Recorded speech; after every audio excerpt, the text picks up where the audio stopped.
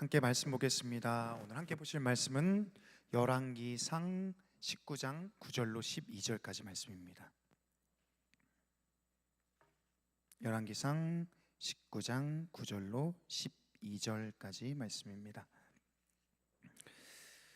네, 우리 다 차신 줄 알고 교독하겠습니다. 제가 읽겠습니다. 엘리야가 그곳 굴에 들어가 거기서 머물더니 여호와의 말씀이 그에게 임하여 이르시되 엘리야야 내가 어찌하여 여기 있느냐.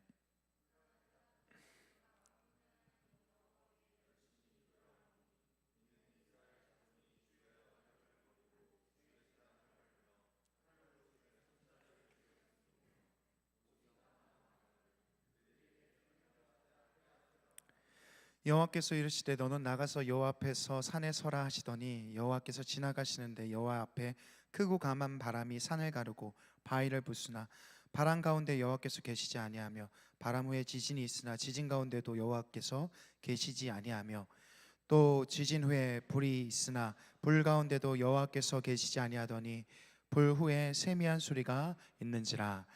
아멘. 우리의 인생을 살다 보면요, 때때로 지치는 순간들을 맞이하게 됩니다. 하고 있는 일에 대한 목적과 의미들을 잃어버릴 때가 있고요, 뭘 해도 좀 시큰둥한 순간들이 찾아오게 되죠. 우리는 보통 그런 상태들을 탈진이라고 이야기합니다.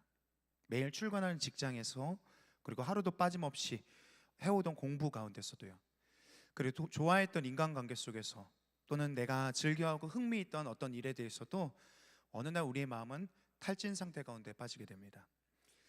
이러한 탈진에 대해서 우리가 연구한 결과들을 보게 되면요, 어느 날 갑자기 탈진이 오는 건 아니죠. 계속되어진 어떤 내가 알게 모르게 누적되어진 스트레스의 결과, 어떤 감정의 결과, 어떤 압박의 결과가 이런 탈진으로 이어지게 된다는 겁니다. 탈진에 빠지게 되면 몸과 마음 다 변화가 일어나긴 하지만요, 특별히 마음은요, 모든 일에 대해서 무덤덤해지고 부정적인 시선으로 바뀌게 된다고 합니다. 또 자기가 성취한 모든 일에 대해서 그냥 아무것도 아닌 것처럼 그렇게 무의미하게 또는 만족을 느끼지 못하는 그런 상태 가운데 빠지게 되는 거죠. 뭐 그런 거 본 적 있습니까? 늪 같은 거예요. 우린 늪을 잘 경험해 본 적 없지만 그런 거죠. 약간 늪에 빠져서 천천히 빠져들어가는 그런 수렁 속에서 처한 상황들 같은 모습인 거죠. 그런데 안타깝게도요, 이러한 탈진은 인생을 편안하고 쉽게 살아가는 사람들이 경험하는 게 아니라, 그런 증상이 아니라 누구보다 최선을 다해서 살아가는 우리가 경험하는 일들이라는 거예요. 열심히 살면 더 그래요. 애쓰면 더 그래요. 최선을 다하면 더 그렇습니다. 그렇죠. 그리고 때로는 성도의 삶 속에서도요, 신앙 속에서, 신앙 가운데도 이러한 일들이 일어납니다. 영적 침체 같은 것들이죠. 영적인 탈진 같은 것들이죠. 근데 이들은 그저 신앙생활을 그냥 가볍게 하는 수준이 아니라 어쩌면 최선을 다해온 성도들, 열심히 봉사해온 사람들이 이러한 영적 탈진 가운데 처하게 된다는 거죠. 오늘 우리가 함께 엘리야라는 사람을 보면서요, 그 인물 속에서 어떻게 성도가 이런 영적인 탈진들을, 영적인 침체들을 회복해야 될지에 대해서 함께 좀 나눠봤으면 좋겠습니다. 엘리야는요, 특별한 하나님의 사람입니다.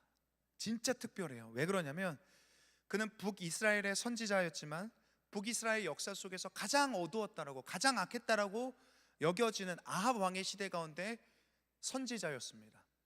선지자는 직업에 대해서 알고 있을 거예요. 선지자는 어떤 사람이냐면 그 당시에 하나님께서 그에게 말씀을 하셔서 그 하나님의 말씀을 대신하여 전하는 사람을 선지자라고 말합니다. 수많은 선지자들이 역사 가운데 있습니다. 그렇지만 우리가 엘리야라는 사람의 이름은 다 알고 있죠. 거의 대부분이요. 왜 그렇습니까? 엘리야는 특별한 사람이니까요. 그는 강력한 능력을 갖고 있습니다. 기적을 베풉니다. 그런 선지자입니다. 그렇기 때문에 우리는 성경적 지식이 좀 짧아도 엘리야를 기억하고 있죠. 엘리야는요, 우상 숭배를 멈추지 않았던 그 당시에 아합 왕에게 경고합니다. 어떤 경고를 했냐면, 여호와의 살아계심으로 내게 맹세하는데 내가 다시 입을 열기 전까지 수년간 비가 오지 않을 거다. 그래서 그날부터 비가 안 왔습니다. 3년 6개월 동안 비가 안 왔죠. 그때 엘리야는요, 아합 왕을 피해서 그리 시냇가라는 곳에서 숨어 삽니다. 거기에 까마귀가 가져다 주는 식량으로 연명하면서 3년을 보내죠. 그 이후에 그가 다시 기도를 시작합니다. 그때 하나님께서는 구름을 내리셔서 비가 오게 하시죠. 또 어떻습니까? 엘리야는요, 우리가 읽은 본문 바로 직전에 보면 어떤 사건이 있냐면 갈멜산에서 바알과 아세라는 우상을 섬기는 선지자 850명과 대결을 합니다. 850대 1의 싸움이었죠. 규칙은 이겁니다. 제단을 쌓고 제물을 올리되 불은 붙이지 말자.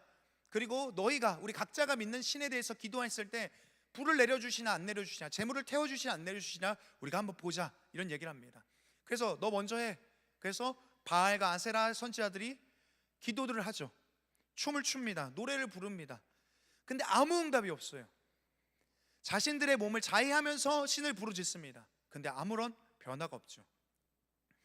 이번에 엘리야의 차례가 돌아옵니다. 어떻게 하냐면 그다음 제단 주위에다가 물을 부어요. 도랑을 파고 물을 붓습니다. 그리고 나서 제단과 제물에도 물을 붓습니다. 장작까지도 불을 붓습니다. 그리고 일반적으로는 불이 붙을 수 없는 상황을 완전하게 만들어냅니다. 그리고 기도하죠. 하나님께서는 그가 기도하셨을 때 하늘에서 불을 내리셔서 제단과 제물과 그 돌과 도랑까지 다 싹 태우는 그런 일들을 보여주시는 게 바로 직전의 사건이었습니다. 대단한 하나님의 사람이죠. 능력의 사람입니다. 기적과 같은 일들을 보았고 경험했고 베풀었습니다. 그런데 오늘 말씀을 보면요, 이 대단한 엘리야가요, 이 일 후에 갑자기 급격한 침체 가운데 빠지게 됩니다. 19장 2절 말씀인데요, 한번 띄워주십시오. 우리 같이 한번 읽어보도록 하겠습니다. 이세벨이 사신을 엘리야에게 보내어 이르되 내가 내일 이맘때에는 반드시 내 생명을 저 사람들 중 한 사람의 생명과 같게 하리라. 그렇게 하지 아니하면 신들이 내게 벌 위에 벌을 내림이 마땅하니라 한지라. 아합 왕의 왕비였던 이세벨이라는 여자가 등장하죠. 그리고 이렇게 합니다. 그가 사자를 보내서 엘리야, 너 반드시 너에게 너 죽일 거야. 너 장난 아니야. 너 지금 나 지금 작정했어. 이런 얘기를 하는 거죠. 무슨 말을 하냐면요, 반드시 죽이겠다, 이런 얘기입니다. 그토록 대단했던 엘리야이지만요, 이세벨이 했던 이 말 한마디에 깊은 침체 가운데 빠집니다. 사람이란 존재는요, 대단한 존재 같아요. 강한 것 같습니다. 근데 작은 말 한마디에도 영향을 받아서 흔들흔들하는 것이 사람이란 존재입니다. 여러분이 대단하게 생각하는 그 사람들도, 와 정말 큰일을 했다라고 생각하는 그 사람들도요, 회사의 사장님들도요, 누군가의 말 한마디가 그에게 상처가 돼서 그를 침체 가운데 빠뜨릴 수 있죠. 그리고 때로는 반대로 세움을 받기도 하는 것이 사람이란 존재입니다. 근데 이 침체의 본질적인 원인은요, 사실 엘리야가 이렇게 흔들리게 된 것은 말 때문이도 있겠지만요, 그 원인은 바뀌지 않는 현실 때문이기도 했습니다. 어떤 걸 기대했을까요? 엘리야는요, 하늘에서 850대 1로 싸우고 나서 하늘에서 불덩어리가 떨어졌습니다. 그러면 어떤 걸 기대했겠습니까? 이 아합과 이세벨이라는 여자가 돌아오는 걸 기대했죠. 바알과 아세라 신전을 꺾고 그들이 하나님께 엎드린 것을 기대했을 겁니다. 그런데 어때요? 절망적인 상황은 계속되는 거예요. 이젠 뭔가 달라지겠지, 그들도 바뀌겠지, 이런 생각을 내심 갖지 않았겠습니까? 근데 이세벨이라는 여자는 어때요? 여전히 기세가 등등하죠. 너 반드시 죽일 거야. 엘리야의 마음이 꺾여진 겁니다. 낙심에 빠지는 겁니다. 이와 같이 사람이 낙심이 빠지게 되는 순간은요, 어떤 문제가 있습니다. 이 문제가 해결되길 모두가 바라죠. 근데 끝이 보이지가 않는 거예요. 끝날 것 같은데 또 다시 반복됩니다. 아무리 애쓰고 노력해도 바뀌지 않는 현실 속에서 우리는 절망하게 됩니다. 우리에게도 비슷한 일들이 있지 않겠습니까? 가족의 오래된 병환 같은 것들이요, 끝나지 않은 관계의 어떤 문제들이요, 재정적인 악화요, 악인이 막 승승장구하는 것들이요, 기대했던 일들이 해결되지 않을 때요, 그럴 때 성도는 지치고 소망을 잃어버리게 됩니다. 낙심하게 되죠. 이에 이제 생명의 위협을 느낀 엘리야는요, 유다의 남쪽 끝인 브엘세바까지 이제 도망하게 됩니다. 도망했습니다. 근데 거기서도 만족스럽지가 않아요. 불안함을 느끼니까요, 같이 가던 사환을 남겨두고 자기는 하룻길을 더 도망하게 됩니다. 그리고 한 나무 아래 쓰러지는 장면이죠. 그것이 오늘 왕상 19장 4절 가운데 나타납니다. 한번 띄워주시겠어요? 같이 한번 읽어보겠습니다. 자기 자신은 광야로 들어가 하룻길쯤 가서 한 로덴 나무 아래에 앉아서 자기가 죽기를 원하여 이르되 여호와여 넉넉하오니 지금 내 생명을 거두시옵소서. 나는 내 조상들보다 낫지 못하니이다 하고. 지금 엘리야가 도망했습니다. 그리고 나무 아래 쓰러졌고 로뎀이라는 나무 아래 누워서 하소연하고 있는 거예요. 그냥 아무 기운이 없는 겁니다. 누워서 무슨 얘기를 하고 있습니까? 하나님 넉넉합니다, 이런 얘기를 합니다. 넉넉하다는 얘기는요, 지긋지긋하다는 얘기예요. 하나님 지긋지긋합니다. 죽여주십시오. 끝내게 해주십시오. 이 인생을요. 내가 지금까지 했던 모든 수고가 다 헛됩니다. 헛수고입니다. 그러면서 어떤 얘기를 합니까? 나는 내 조상들보다 낫지 못합니다, 이런 얘기를 합니다. 하나님, 나 아무것도 아니잖아요. 하나님, 지금까지 내가 한 게 아무 의미가 없잖아요. 그 끝내게 해주세요.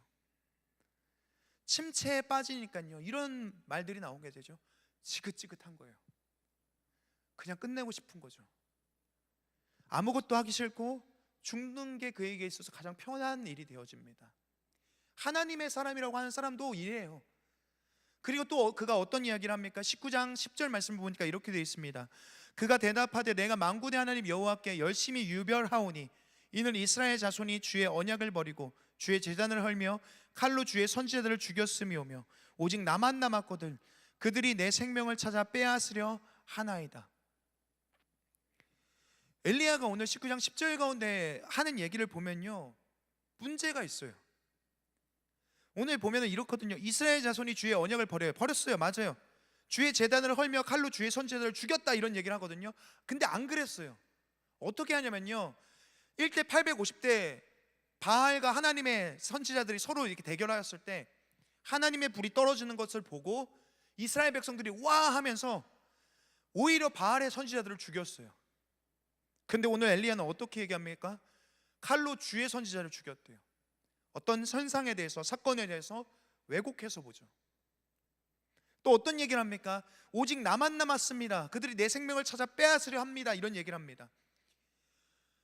엘리야를 반대하는 사람들은 없어요. 지금 오히려 그저 한두 사람 정도, 아합이나 이세벨 같은 사람 정도가 그를 강렬하게 반대할 뿐이지, 엘리야는 근데 어떻게 받아들입니까? 모두가 나를 싫어합니다. 모두가 나를 반대합니다. 거기다가 어떻게 얘기하죠? 나 혼자 남았습니다. 나 혼자 남았습니다. 분명히 살아있는 하나님의 선지자는 엘리야 한 사람이 아닙니다. 성경을 보면은 나중에 보면 이렇게 되어 있거든요. 18절에 보면 아직도 바알에 무릎 꿇지 않은 7,000명의 선지자들이 남아있다라고 얘기해요. 근데 엘리야는 어떻게 받아들입니까? 아무도 없어. 나밖에 없어. 다 망했어. 끝이야. 다 싫어해. 엘리야는 이 문제에 대해서 과장해서 해석하는 거예요. 자기의 닥치는 문제와 상황을 크게 확대 해석합니다. 그리고 그것을 자기 삶에 더 큰 수렁으로 빠뜨리죠. 침체에 한번 사람이 빠지게 되면 어려운 이유가 무엇입니까? 부정적인 것을요, 과장 확대해서 해석합니다. 왜곡해서 받아들입니다. 더 부정적인 의식을 계속해서 내 가운데 심어줍니다. 영적 탈진도 마찬가지죠. 스스로를 더 깊은 늪으로 빠뜨리는 거예요. 모든 사람이 날 싫어하지 않아. 좋아하는 사람도 있는데요. 나 역시 또 안 될 거야. 뭔가를 하고 있는데요. 난 계속 실패해 왔어. 나는 불행해. 이런 늪으로 계속 자신을 끌어내리는 거죠. 더 이상의 무언가를 할 시도와 동력들을 잃어버리게 됩니다. 근데 여러분 한번 잘 생각해 보세요. 우리의 원수는요, 우리가 사단이라고 하는 그 원수는 이 상황을 되게 잘 이용해요. 과장하거나 왜곡하거나 당신을 넘어뜨리는 것을 굉장히 잘하고 좋아합니다. 여러분 스스로 무언가에 늪 같은 것에 빠져 있다고 생각할 때에 자기 자신에게 어떠한 얘기를 하고 있는지 생각해 보십시오. 또는 내가 스스로 나를 어떻게 생각하고 있는지 한번 잘 생각해 보십시오. 그것은 대부분 과장되어 있든지 왜곡된 사실일 거예요. 확대해서 여러분을 결론 짓고 결정하고 있을 거예요. 사실이 아님에도 우리의 처지를 더 불행하게 만드는 것이 이러한 모습이라는 거죠. 원수가 하고 있는 행동이라는 겁니다. 엘리야는 지금 거기서 헤어나오지 못하고 있어요. 그러나 하나님께서는 어떻게 하십니까? 당신의 사람을 포기하지 않으시죠. 어떻게 해서든지 그를 그 가운데서 끄집어내고 싶어 하시는 것이 하나님의 방법입니다. 19장 5절 말씀인데요, 우리 같이 한번 읽어봤으면 좋겠습니다. 읽겠습니다. 로뎀 나무 아래에 누워 자더니 천사가 그를 어루어 만지며 그에게 이르되 일어나서 먹으라 하는지라. 로뎀 나무 아래 누워가지고 저 죽겠습니다, 하나님 저 죽여주세요, 이런 얘기 하고 있는 거죠. 근데 천사가 옵니다. 근데 보니까요 이렇게 돼 있어요. 로뎀 나무 아래에서 그냥 있는 게 아니라 누워서 자요. 이렇게 자요. 나중에는 성경에서 잠이라는 단어는요 되게 중립적인 단어입니다. 잠이 좋게 사용되기도 하고 안 좋게 사용되기도 합니다. 근데 어느 상황이냐 어떤 때냐랑 연결되어서 사용될 때 그 의미가 달라져요. 요나서를 보면요 요나라는 인물이 나오죠. 하나님께 불순종하는 그런 선지자입니다. 그는 하나님께서 니느웨로 가라고 하는 그 명령 속에서 반대로 가죠. 다시스로 갑니다. 정반대 방향입니다. 하나님의 뜻과는 거리가 멀어요. 거기서도 어떻게 갑니까? 정반대에서 뱀이창으로 들어갑니다. 뱀이창에서 어떻게 합니까? 거기서 또 잠이 들어버립니다. 여기서 잠이란 것은요 어떻게 나타내느냐? 그의 영적인 밑바닥을 나타내는 거예요. 가장 깊은 하나님을 피하고 싶은 그의 상황 가운데를 상태를 보여주죠. 오늘 엘리야도 마찬가지입니다. 로뎀 나무 안에서 누워서 자고 있습니다. 또 다른 곳을 보면요 호렙산 동굴에서도 자고 있어요. 그러니까 계속 이렇게 얘기하면 그렇지만 자고 있죠. 그죠? 엘리야는 지금 잠탱이에요. 그죠? 스스로 깨어날 수 없는 영적 침체 가운데서 빠져 있다는 것을 보게 됩니다. 자빠져 자고 있는 엘리야에게 하나님께서는요 까마귀와 천사를 보내요. 그리고 맛있는 것을 먹여요. 숯불로 구운 떡과 고기를 까마귀를 통해서 배달해 주시죠. 천사를 통해서 공급해 주십니다. 그런데 여기서요 엘리야는요 좀처럼 일어서지 못하는 거예요. 물도 먹고 마시는 것도 먹고 좀 잠도 자고 그럼 좀 풀리잖아요. 근데 해결이 안 되는 거예요. 여러분 한번 생각해 보세요. 하나님이 천사와 까마귀를 보냅니다. 어떤 감정이 들 것 같아요? 여러분 직장에 있어요. 아니면 뭐 공부하고 있어요. 여러분 뭐 어디 가고 있어요. 하나님이 갑자기 천사와 까마귀를 보내서 여러분 가운데 고기를 줘요. 물을 줘요. 막 아이스 아메리카노 갖다 줘요. 그럼 어떤 마음이 들 것 같아요? 진짜 놀랍죠. 와 너무 기적 같은 일이다. 너무 감사하다. 와 이렇게 반응하는 게 정상이지 않겠습니까? 그런데 오늘 엘리야라는 사람은 어떻습니까? 아무것도 반응하지 않아요. 회복하지 못합니다. 이 정도면 회복해야 되는데 안 되는 거예요. 특별하다고 느끼지 못하는 것 같습니다. 똑같아요. 이것을 먹고 경험하고 보았어도요. 여기서 하나님이 보내신 천사라는 단어가 말리아카라는 단어거든요. 근데 이세벨이라는 여자가 엘리야를 죽인다고 사신을 보낼 때도 똑같은 단어가 써요. 그 사신이라는 단어가 말리아카라는 단어입니다. 여기서 우리가 한 가지 볼 수 있는 것은 이런 거죠. 엘리야는 하나님께서 보내신 사신 천사를 보내어 엘리야를 하나님께서 응원하고 계신 것에 아무 반응하지 못하거든요. 근데 엘리야는 누구한테만 반응해요? 이세벨이 보낸 사신에게만 반응해요. 희한하죠. 저자는 그걸 말해주고 싶은 것 같아요. 엘리야가 마치 눈이 멀은 것처럼요. 그저 인간적인 일에만 몰두하고 반응하고 과장하고 확대 해석하는구나. 하나님이 그에게 지금 일하고 계신 거에 대해서는 전혀 무감각하게 반응해요. 하나님 아무것도 안 한 것도 아닌데도 불구하고요. 때로는 우리의 영적인 침체 속에서도 이랬거든요. 여러분이요 경험하고 있는 이런 신앙 속에 하나님께서는 계속해서 이 말리아크를 보내세요. 침체 가운데 빠졌으면요 사람을 통해서 상황과 환경을 통해서 어떠한 일들을 통해서. 그런데 여러분 침체에 빠져 있으면 보질 못해요. 그저 눈앞에 보이는 일에만 집중하죠. 이세벨 같은 일들만 바라보는 거예요. 그리고 망했어, 안 돼, 하나님은 나한테 아무것도 일하지 않아 라고 생각하기 쉽다는 거예요. 오늘 엘리야도 그렇죠. 이 깊은 침체 가운데 빠져있던 엘리야가요 이제는 어디로 가냐? 여호와의 산 호렙이란 곳으로 갑니다. 근데 이 사람이요 얼마나 무기력했는지요. 그가 지금 현재 있는 곳이 브엘세바라는 곳이었거든요. 그리고 호렙산까지는 350km 정도 됩니다. 꽤 먼 거리죠. 성인이 하루에 열심히 걸으면요 한 30km 정도, 35km 정도 진짜 빡세게 걸으면 그렇게 걸어갈 수 있습니다. 그러면 한 대충 얼마 정도면 가죠? 10일에서 12일 정도면은 호렙산에 도착하는 게 보통일 거예요. 근데 오늘 엘리야는요 호렙산까지 며칠 걸렸냐? 40일 걸립니다. 무슨 말이냐면요, 기어서 간 거예요. 거의 가다가 주저앉고 가다가 주저앉고 기어서 가는 거예요. 엘리야가 거기까지 간 이유가 뭘까요? 이 호렙이라는 지명은요, 또라는 말로 하면요, 신의 산입니다. 여러분 신의 산 잘 알지 않습니까? 신의 산에 어떤 일들이 있었는지 여러분 어쩌면 아실 거예요. 모세가 출애굽한 백성을 데리고 하나님 앞에 섰던 그 산이죠. 하나님이 계시다고 하는 그 산입니다. 그게 호렙산, 신의 산이죠. 거기서 어떤 일들이 있었습니까? 출애굽 19장 16절부터 18절입니다. 어떤 일이 있었는지 한번 살펴보겠습니다. 같이 한번 읽어보겠습니다. 셋째 날 아침에 우레와 번개와 빽빽한 구름이 산 위에 있고 나팔 소리가 매우 크게 들리니 진죽에 있는 모든 백성이 다 떨더라. 모세가 하나님을 맞으려고 백성을 거느리고 진에서 나오매 그들이 산 기슭에 서 있는데 신의 산에 연기가 자욱하니 여호와께서 불 가운데서 거기 강림하심이라. 그 연기가 온기가마 연기같이 떠오르고 온 산이 크게 진동하며. 엘리야가 거기 왜 갔을까요? 아마도 엘리야가요, 살고 싶어서 간 거겠죠. 그냥 이대로는 안 될 거라고 생각했던 마음인 것 같아요. 뭔가 거기에서 변화를 기대했던 것 같습니다. 그 호렙산에서요. 그렇게 해서 호렙에 도착했습니다. 그런데 어떤 일이 일어납니까? 열왕기상 19장 11절 말씀 보면 이러한 일이 일어납니다. 여호와께서 이르시되 너는 나가서 여호와 앞에서 산에 서라 하시더니 여호와께서 지나가시는데 여호와 앞에 크고 강한 바람이 산을 가르고 바위를 부수나 바람 가운데 여호와께서 계시지 아니하며 바람 후에 지진이 있으나 지진 가운데도 여호와께서 계시지 아니하며.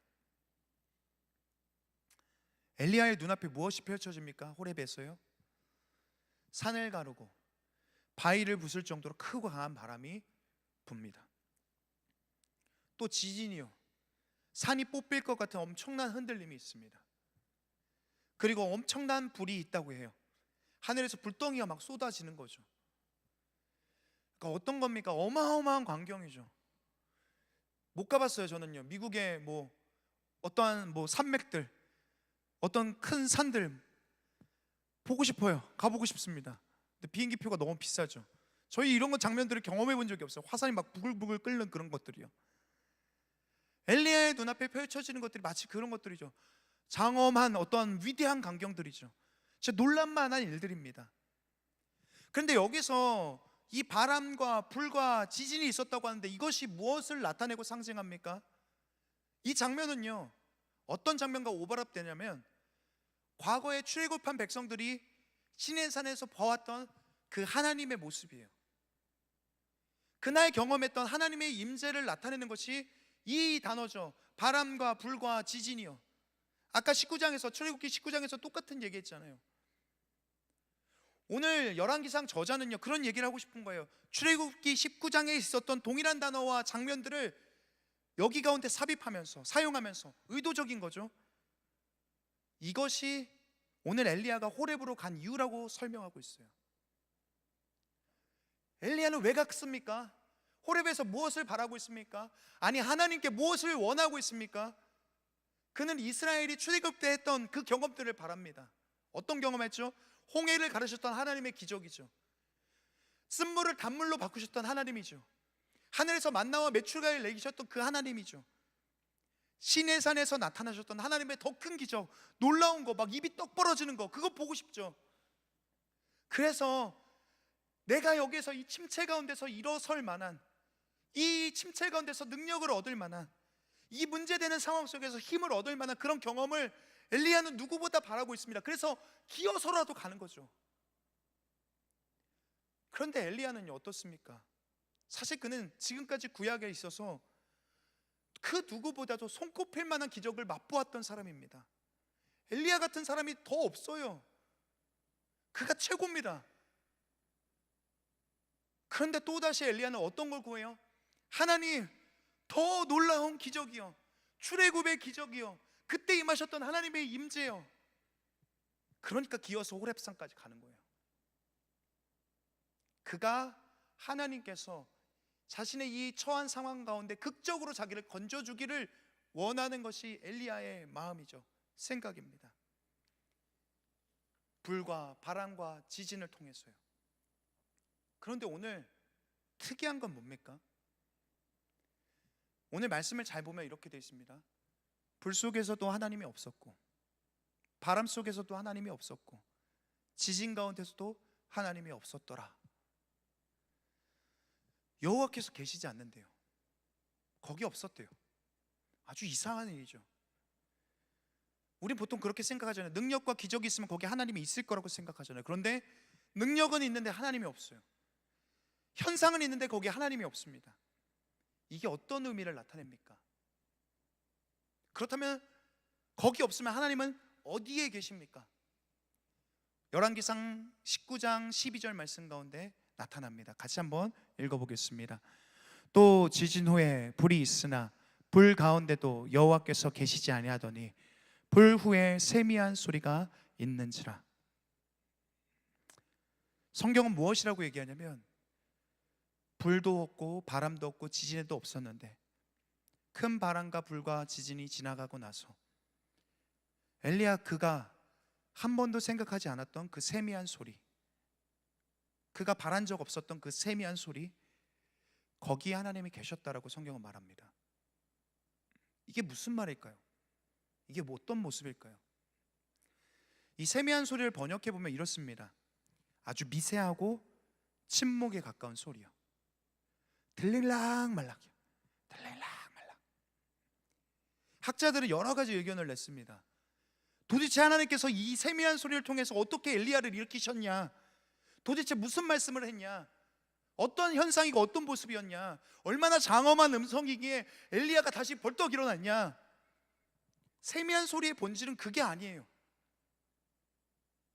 우리가 이 장면 다음에 보게 되겠지만 특이한 것은 이 세미한 소리가 지나가는 후에 엘리야는 자신의 영적인 침체에서 회복되었다는 거예요. 그러면 세미한 소리의 본질은 뭘까요? 요즘에 제가 저희 서준이랑 어린이집을 맞추면요, 같이 어린이집 앞에 있는 놀이터에 갑니다. 거기는요 이제 서준이 반이 맑고 푸른 반이거든요. 맑고 푸른 반 인싸들이 모이는 데예요. 다 보이죠? 서준이 전부터 가고 싶어 했어요. 아빠 거기 가고 싶어. 인싸들이 다 모여. 나도 인싸가 되고 싶어. 이런 얘기들 했죠. 처음 제가 이렇게 데리고 왔습니다. 처음 며칠 갔어요. 이제 갔는데 애들이 지들이 노는 걸 봤거든요. 근데 엄청 못 노는 거예요. 인싸들이 모였지만 애들이 못 놀아요. 그냥 어떻게 놀아야 되는지 모르는 거예요. 답답한 거죠. 제가 보니까 가서 다 모여. 한 7, 8명 되거든요. 다 모여. 그래요. 그 다음에 제가 게임 방법을 다 설명해요. 룰을 알려주고 어떻게 노는지 알려줘요. 그리고 제가 술래를 해요. 여러 가지 게임을 해요. 좀비 게임을 하고요, 얼음땡도 하고요, 무궁화 꽃이 피었습니다도 하고요, 꼭꼭 숨어라도 하고요. 술래는 다 제가 해요. 한 달 정도 가니까요, 거기에 엄마들이 있거든요. 엄마들이 저한테 음료수를 가져다 주더라고요. 아, 수고가 많으십니다. 이렇게요. 아유, 이렇게 고맙습니다. 너무 땀내지 마세요. 이렇게 하더라고요. 그래서 요즘에 제가 가잖아요. 그러면은 애들이 서준이 오는 것보다 저를 더 반겨하는 것 같아요. 어린이집에 서준이 데려다 주면은 이제 수업하고 있거든요. 그러면은 애들이 저한테 와가지고 오늘 와요? 오늘 오세요? 오늘 놀 거예요? 이런 얘기를 계속해요. 근데 어느 날은요 막 놀아줬는데 사실 애들이 그냥 막 노는 것도 잘 말도 안 들어요. 막 그러니까 미안해요. 좀 미안하지만 집중력 장애가 있는 것 같아요. 막 이렇게 모여가지고 야 모여 그러는데 다 막 흩어져요. 막 저희 가서 또 놀고 막 그러면은 하다가 또 포기하고 또 안 되고 막 어느 날은 좀 지친 날이었죠. 그래서 저는 이게 좀 숨어 있었어요. 안 보이는데 이렇게 짱 박혀 있는 거죠. 그런데 서준이가 막 신나게 놀다가 정신없이 놀다가 어느 순간 제가 안 보이니까요 이렇게 불러요. 아빠 불러요. 목소리 되게 크거든요. 서준이요. 아빠 불러요. 그러면 사실 대답하고 싶지 않거든요. 그러면 저는 이렇게 세미한 소리로 여기 있어 그렇게 얘기해요. 왜냐면 제가 여기 있다는 거 알면 찾아올 거니까, 또 놀아달라고 할 거니까요. 또 그럼 불러요. 아빠 불러요. 그러면 어쩔 수 없이 여기 있어 그래요. 그러면 서준이가 안심하고 다시 친구들하고 놀기 시작해요. 오늘 엘리야한테 진짜 필요했던 건 뭘까요? 두려움에 그 침체 가운데 사로잡혔던, 빠져 있었던 엘리야한테 진짜 필요한 건 뭘까요? 그는 바람과 지진과 불 같은 능력을 구했지만요, 엘리야한테 진짜 필요한 건 그게 아니죠. 엘리야한테 필요한 건요, 하나님이 나와 함께 하신다는 확신이에요. 그래서 그걸 구한 거죠, 사실은요. 능력을, 기적을. 그 소리가요, 어떤 말을 했는지, 어떤 중요한 말을 했는지, 얼마나 웅장한 소리로 말했는지, 그런 건 사실 중요하지가 않아요. 아주 작은 소리지만 하나님께서 엘리야에게 말씀하셨고 그가 들었어요. 그게 본질이에요. 엘리야는요, 그 세미한 소리 가운데 그제서야 깨달아요. 그래, 하나님이 나와 함께 하시는구나. 하나님이 여전히 살아계셔서 일하고 계시는구나. 나만 남지 않았구나. 그것을 깨달으니까 엘리야의 폭풍은 가라앉아요. 오늘 말씀은 우리에게 한 가지를 이야기해 줍니다. 우리의 영적인 문제는요, 어떤 특별한 것을 경험하고 어떠한 기적을 가졌는가에 있지 않다는 겁니다. 정말 중요하다는 건 뭡니까?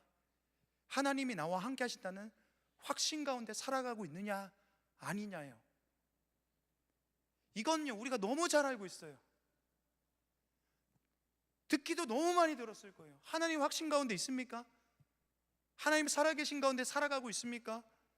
근데 이걸 모두가 다 잘 알고 있지만요, 정말로 하나님 나와 함께 하신다는 확신 가운데 살아간 사람은 적어요. 하나님께서 나와 함께 하신다는 이 확신이 희미해지냐면 성도 가운데 반드시 나타나는 건 뭡니까? 여지없이 보통의 사람의 모습으로 돌아가죠. 현실과 상황에, 두려움에 사로잡히죠. 과장하고 확대합니다. 나만 남았어. 나는 아무것도 아니야. 그건 그 누구도 예외가 아닙니다. 모태신앙도, 특별한 경험이 있는 사람도, 기도 많이 하는 권사님도, 설교하는 목사도 모두가 마찬가지예요. 하나님이 확신한 나 가운데 살아계시다는 확신이 없으면 흔들거리는 것이 우리 모두의 신앙입니다. 그러나 내 하루의 삶 속에 주님이 나와 함께 하신다는 그 확신 가운데 살아간다면 내 신앙의 열기는 절대로 식지 않아요. 저도 이번 주 한 주가 되게 어려웠어요. 그냥 조금 하소연 해보자는요. 하소연 잘 안 하잖아요. 하소연 하면 이번 주 설교 준비해. 여러분 더 바쁘겠지만요, 미안해요 진짜. 설교 준비해. 하경삼 준비해. 하경삼 뭔지 아시죠? 하나님을 경험하는 삶이요. 하경삼 일주일에 세 타임 있거든요. 세 타임 돌고 걔도 계속 지금 새벽마다 예담삼 하고 있죠. 예담삼 하고 있죠. 이번 주에는 신방 5명 했어요. 오늘까지 하면 6명 할 거예요. 지난주 금요일에는요, 밤 12시까지, 거의 밤 12시까지 임원들하고 회의했어요. 오늘 새벽에 설교 준비하려고 나오는데 지침이 느껴지더라고요. 솔직히 말하면 안 기뻤어요. 무겁더라고요. 내 안에 어떤 에너지와 동기들을 발견하기가 너무 어려웠어요. 방향도 목적도 잃어버리기 쉬운 순간이었죠. 1부 예배를 드리고 2부에 찬양팀 인도를 연습하고 저기 앉아있는데 제 안에 이런 생각이 들었어요. 주 앞에 있는 시간이 필요하다. 그래서 그 연습 끝나고 아주 잠깐이거든요. 5분에서 한 10분 정도 되는 순간이거든요. 눈을 감고 내가 보는 걸 멈추고 내가 말하는 것도 멈추고 어떤 생각하는 것도 멈추고 다시 주 앞에 있기를 결정해요. 내 마음을 그 앞에 두기를 결정해요. 어떤 마음을 주시는지 기다립니다. 특별한 경험이나 기적을 바라지 않았어요. 그러나 그 5분과 10분 사이에 전 다시 좀 힘을 얻었어요. 막 이런 에너지가 아니라 2부 찬양을 진심으로 드릴 수 있는 마음이요. 또 이 설교를 제가 진심으로 할 수 있는 힘이요. 그 짧은 시간 가운데 얻고 여러분 앞에 섰어요. 제가 이 확신이 없으면 저는 되게 소심한 사람입니다. 소극적인 사람이에요. 저는 되게 두려워할 거예요. 염려와 걱정, 근심에 사로잡힐 겁니다. 제가 이렇게 할 수 있는 건 저한테 그 시간이 있기 때문이에요. 내가 거기로 돌아가야 된다는 것을 알기 때문이에요. 우리는 아무 연료가 없이 굴러가는 그런 차가 아닙니다. 공급이 없으면 반드시 문제가 생겨요. 하나님은 여러분의 유일한 공급자이십니다. 근데 여러분은 공급 없이 살아가는 것을 선택하면서 사는 것 같아요. 그러면서 어떤 생각을 갖습니까? 나만 남았어. 하나님, 나는 정말 최악입니다. 하나님, 정말 다 망한 것 같아요. 아무도 남지 않았습니다. 그런 생각 속에서 빠져 살아가는 것 같습니다. 이 시기가 되면요, 어떤 것을 경험하냐, 이 시기가 어떤 시기냐면요, 연말이잖아요. 이제 연말 가까워지잖아요. 또 여름 수련회와 겨울 수련회 이제 텀입니다. 그 사이 시간이죠. 중간쯤 되는 이 시간들을 보게 되면요, 어떤 모습을 우리 청년부 가운데 발견하게 되냐, 다들 지쳐 있어요. 연초와 좀 달라요. 특히 곳곳에서 막 한 해 동안 열심히 수고했던 그런 사람들이요, 뭐 임원들, 팀장들, 리더들, 그들의 지쳐진 모습들을 보게 됩니다. 엊그제 저희가 임원들과 같이 회의할 때, 팀장들과 얘기할 때 그런 얘기를 했어요. 올해 한 해가 너무 바빴다, 너무 쉽지 않았다, 어려운 부분들이 있었다, 이런저런 미숙한 부분들이 우리 가운데 나타납니다. 그래서 저는 그런 얘기를 했어요. 위로하는 거죠. 또 그럴듯한 얘기로 막 말합니다. 여러분, 내년에 좀 나을 거예요. 사실 어쩌면 내년에도 그렇게 크게 달라지지 않을지 모르겠어요. 우리는 서툴 거고요, 모자랄 거고, 지칠 거고, 또 똑같이 힘들 거예요. 근데 제가 지쳐있는 여러분들을 보면서요, 제가 할 수 있는 게 많지가 않아요. 어쩌면 일을 줄여줄 수 있겠죠. 어쩌면 좀 쉬게 안식 가운데 있게 할 수도 있겠죠. 좀 수련회 그냥 다 놀자 이렇게 할 수도 있겠죠. 행사 다 끝내자, 없애버리자 이렇게 할 수도 있겠습니다. 근데 사실 그건 본질이 아니에요. 진짜 하고 싶은 말은 이겁니다. 너무 잘 알겠지만요, 너무 많이 들었겠지만요, 성도는 주가 나와 함께 하신다는 것을 확신을 통해서 힘을 얻어요. 거기서 담대해지기도 하고요, 기진했던 우리의 몸과 마음이 힘을 얻습니다. 새 힘이 나죠. 마치 독수리 날개쳐 올라가는 것처럼요. 다른 방법은 없습니다. 제가 여러분한테 뭘 어떻게 해줄 수 있겠습니까? 오늘 엘리야라는 위대한 선지자도요, 지칩니다. 입에서 불평이 터져 나와요. 차라리 죽여주십시오 이런 얘기를 합니다. 우리가 뭐가 다릅니까? 그러나 사랑하는 여러분, 우리가 집중해야 될 것은 무엇입니까? 진짜 바라야 될 것은 무엇입니까? 현실에 대한 개선, 기적 같은 일들, 뭔가 나를 어떻게 동기부여할 만한 어떤 사람들과 관계와 어떤 프로그램들, 그것이 아니라 하나님의 살아계심에 대한 확신 가운데 거하면서 살아가는 것, 내가 그분 안에 있다는 것을 다시 한번 믿음으로 고백하고 그 앞에 머물러 있기를 결정하는 것, 거기서 다시 회복이 일어나는 거예요.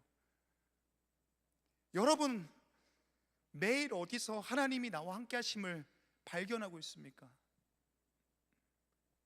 매일의 삶에서 여러분의 세미한 소리는 무엇입니까?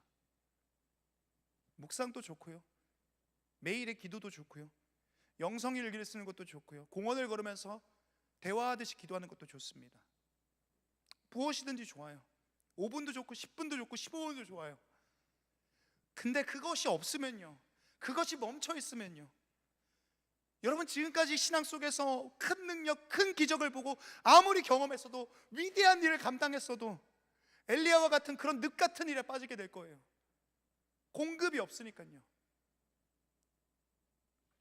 우리는 한번 충전해서 가는 차 아닙니다.